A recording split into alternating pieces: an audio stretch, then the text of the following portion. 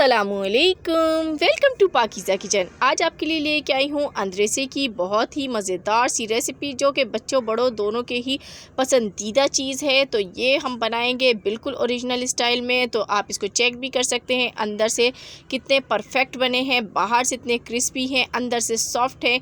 तो इतने मज़ेदार से अंद्रेसे हमने किस तरह से रेडी किए हैं, इसके लिए आप वीडियो को फुल वॉच कीजिएगा। तो चलिए स्टार्ट करते हैं। बिस्मिल्लाहिर्रहमानिर्रहीम।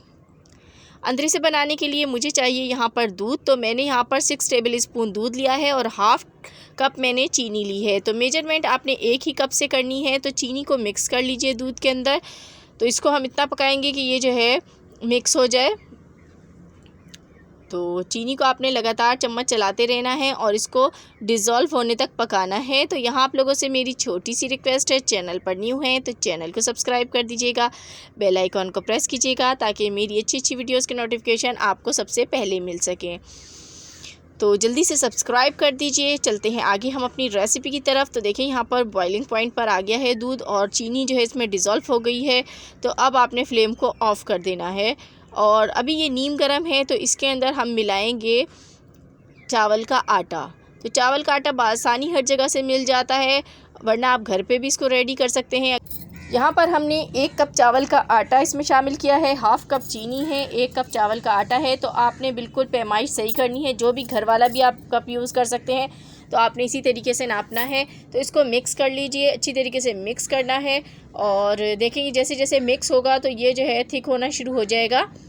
तो आपका जो शीरा है वो ज़्यादा गर्म नहीं होना चाहिए, इस बात का ख्याल रखिएगा। आपने ठंडे ही शीरे में इसको ऐड करना है। तो ये देखें मिक्स हो गया। अब इसको हम एक प्लेट में निकाल लेते हैं। इसमें तिल डालेंगे हाफ़ टेबल स्पून, इससे फ्लेवर बहुत अच्छा आएगा वाइट तिल से।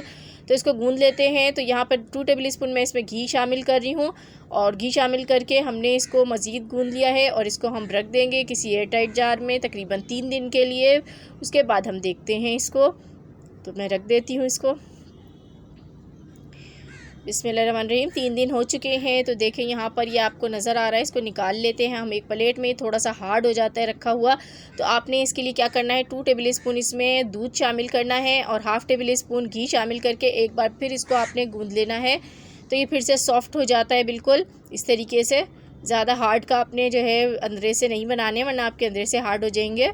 तो अब इसको अच्छी तरीके से गूंदने के बाद हम इसके अंदरेसे रेडी करेंगे। तो अंदरेसे की कोई ख़ास जो है शक्ल नहीं होती है, इसको कोई आपको परफेक्ट गोल बनाने की ज़रूरत नहीं है। तो चलिए गुन गया है। तो मैं इसके अंदरेसे रेडी करके आपको दिखाती हूँ किस तरीके से रेडी करने हैं हमने। तो ये देखें तिल है मेरे पास यहाँ पर। तो आपने तिल लेने हैं और एक हाथ में आपने इस तरीके से लेके इसकी शक्ल बनानी है इस तरीके से। तो बस ये इसकी बन गई है, बहुत ज़्यादा इसको हमने गोल नहीं करना। तिल में इसको आपने इस तरीके से लगाना है अच्छी तरीके से एक साइड से। तो ये देखें तिल लग गए हैं इसके ऊपर। इसको हम रख देते हैं। इसी तरीके से सारे अंदरेसे हम रेडी कर लेते हैं। दूसरा भी आपको रेडी करके दिखा देती हूँ। आपने एक हैंड की मदद से भी इसको बना सकते हैं इस तरीके से, क्योंकि मैंने आपको बताया है कि इसकी कोई ख़ास शक्ल नहीं होती है, जैसी भी शक्ल का बन जाए बस सही है इस तरीके से। तो सारे अंदरेसे रेडी हो गए हैं हमारे। अब इनको हम फ्राई करेंगे। तो फ्राई करने के लिए मैंने कुकिंग ऑयल ले लिया है और उसको गर्म कर लिया है। तो बहुत ज़्यादा हीटअप हमने नहीं करना है ऑयल को, मीडियम फ्लेम पर हम इसको पकाएंगे। तो इस तरीके से आपने सारे अंदरेसे इसमें डाल देने हैं और इसको डीप फ्राई ही करना है। जब एक तरफ से कलर आना शुरू हो जाए तो हमने इसकी साइड टर्न करनी है।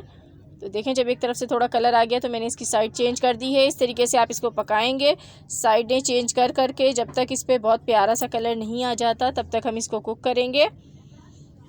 तो देखें इस पर बहुत प्यारा सा कलर आ गया है। तो अब हम इनको निकाल लेते हैं। तो इसको पकने में तकरीबन 7 मिनट लग जाते हैं, थोड़ा टाइम लेते हैं पकने में क्योंकि अंदर तक कुक करना होता है इनको। तो इनको मैं निकाल लेती हूँ और फिर आपको दिखाती हूँ। तो देखिए कितने मज़ेदार से हमारे अंदरेसे बन के रेडी हो गए। तो झटपट बन जाते हैं, बहुत आसान रेसिपी है, ज़रूर ट्राई कीजिएगा और मुझे बताइएगा आपको मेरी आज की रेसिपी कैसी लगी। रेसिपी पसंद आई हो तो लाइक एंड शेयर कीजिएगा। मिलूँगी आपसे नेक्स्ट वीडियो में, तब तक के लिए खुदा हाफिज़।